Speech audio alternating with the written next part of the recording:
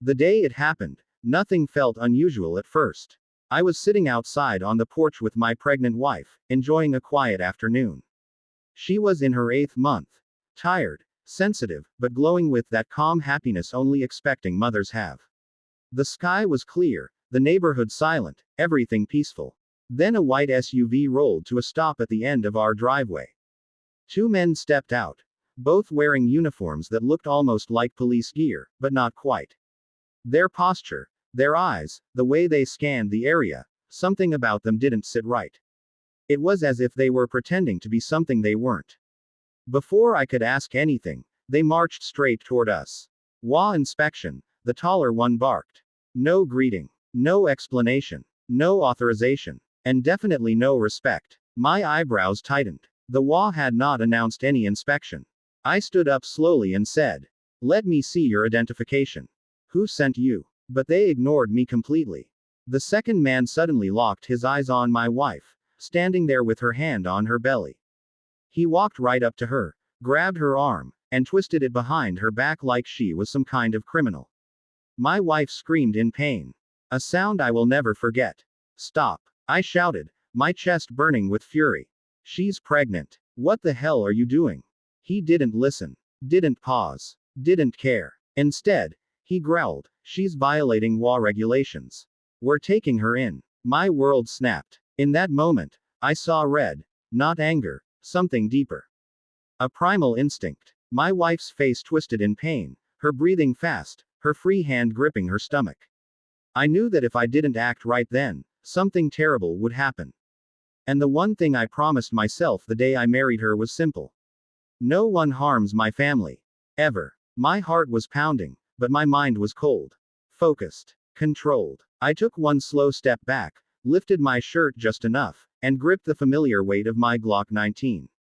Everything after that felt like slow motion. The man at the door was still scanning the yard, clueless. The one holding my wife tightened his grip again.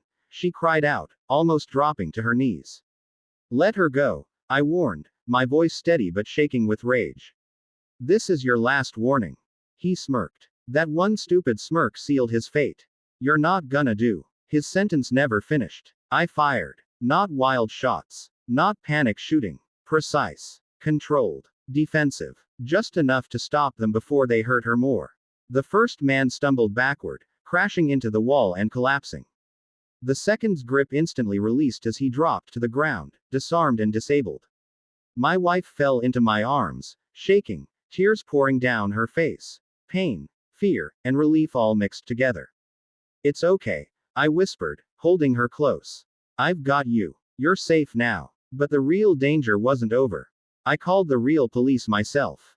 When officers arrived minutes later, the entire scene was recorded from every angle. My home security cameras had caught everything, every step, every threat, every scream. The officers took one look at the footage and immediately understood. These two were no officers, no HOA representatives. They were frauds, criminals who'd been posing as HOA enforcement to intimidate homeowners. And today, they picked the wrong family. My wife sat on the couch inside, holding her bruised arm, breathing slowly to calm the baby. A paramedic checked her while I stood at the doorway watching the real officers zip-tie the fake ones and drag them out to the squad cars. One of the officers turned to me and said, "You did what you had to do. Honestly, you probably saved her and your unborn child." I looked at my wife, her eyes still wet, but now full of trust, gratitude, and unspoken emotion. She reached for my hand, squeezing it tight. "I was so scared," she whispered. "If you hadn't been here." "Don't say that," I murmured. "No one touches you. Ever." When the police searched the SUV, they found forged IDs, fake badges, and a stack of fabricated HOA violation notices they'd been using to extort people. The officers told us they'd been investigating these men for months, but this was the first time they'd caught them in the act. And now, because of today, they were going away for a long, long time. Later that night, when everything finally settled, I sat beside my wife in our room. She leaned against me, her hand resting gently on her stomach, feeling the baby move. I wrapped my arm around her shoulders and kissed her forehead. She whispered, "You saved us today." I looked at her. My wife, my family, my whole world. and said the only thing that felt true. I'll always protect you. That's not a promise. That's who I am. The house was quiet again. Peaceful. Calm. But something inside me had changed forever. Not fear. Not anger. Just a deeper understanding that when it comes to my family, I will do whatever it takes. Still remember the exact moment everything went wrong. It was early evening, the sun sliding low behind the rooftops, throwing long shadows across my yard. My pregnant wife was sitting on the back porch, trying to ease the pressure on her swollen feet.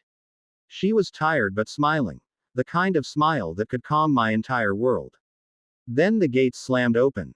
Two men stormed inside, dressed like cops, wearing dark tactical vests, fake badges shining under the fading light. Their eyes, cold, hungry, aggressive. The kind of eyes that don't come for justice, they come for control.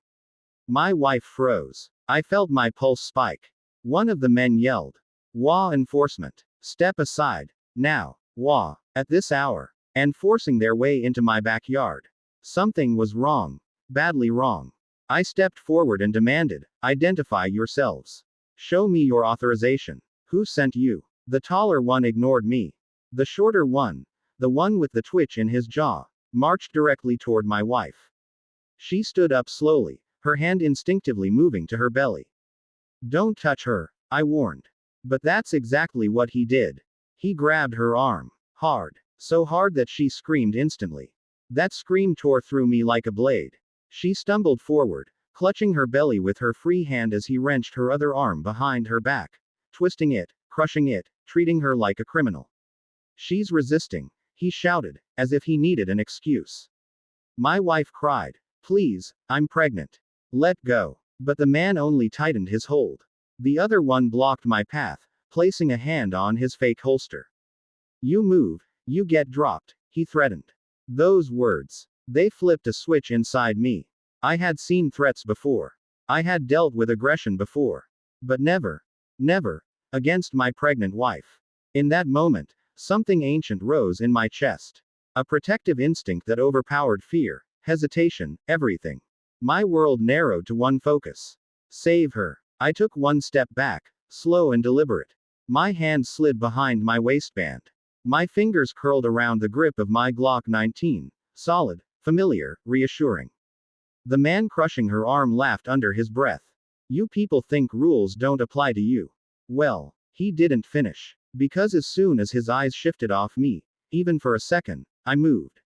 I drew. Smooth. Fast. Silent. He barely had time to blink before the barrel was locked dead center between his eyes. "Let her go." He froze. His partner's eyes widened, but before he could draw the fake weapon on his hip, I fired. A clean, controlled shot. Straight into the ground near his foot. Enough to make him jump back, stumble, fall. Enough to prove I wasn't bluffing. The man holding my wife panicked. He yanked her arm so hard she screamed again. Rage exploded inside me. I fired again. This time aimed. Precise. Right into his vest. He flew back, the impact knocking him flat. My wife collapsed into my arms, sobbing, clutching her belly, her face twisted in agony. "I've got you," I whispered, lifting her, shielding her. "No one's hurting you again. I swear." The fake officers lay on the ground, disarmed and groaning. Their bravado gone. Their lies exposed. But I wasn't done. I dialed 911. When the real police arrived minutes later, everything unfolded fast. They found fake badges, fake HOA-IDs, blank violation forms, a stun baton, and a folder full of personal information about multiple homeowners. They had been targeting pregnant women, elderly people, anyone vulnerable. But today, they chose the wrong home. The officers watched the footage from my security cameras, the invasion, the assault, my wife's screams, the brutality. The sergeant shook his head and said, "You acted in defense of your wife and unborn child. These men are criminals, not officers, not HOA, nothing." My wife sat on the porch steps, holding ice against her bruised arm. I knelt in front of her, gently running my hand over the swollen skin, guilt burning inside me. "I'm so sorry," I whispered. "I should have stopped them sooner." She lifted my face with her uninjured hand and said something I'll never forget. You saved us. You didn't hesitate. Our baby is safe because of you." Those words broke me. In the best way. Later, the police told us those two had been part of a group running a fake law enforcement scam. They'd been extorting money, threatening families, and assaulting anyone who resisted. But their streak ended here. As they were dragged to the squad cars in cuffs, one of them spat, "You'll regret this." I stepped forward and said calmly, "You threatened my pregnant wife." "I regret nothing." He looked away, because he knew I wasn't bluffing then either. That night, after everything settled, I held my wife close as she rested her head on my chest. I could feel our baby moving gently, safely. I kissed her forehead, whispering, "No matter what comes, no matter who tries, I will protect you both. Always." And deep inside, I knew this truth. When it comes to my family, hesitation is the enemy, and I don't hesitate.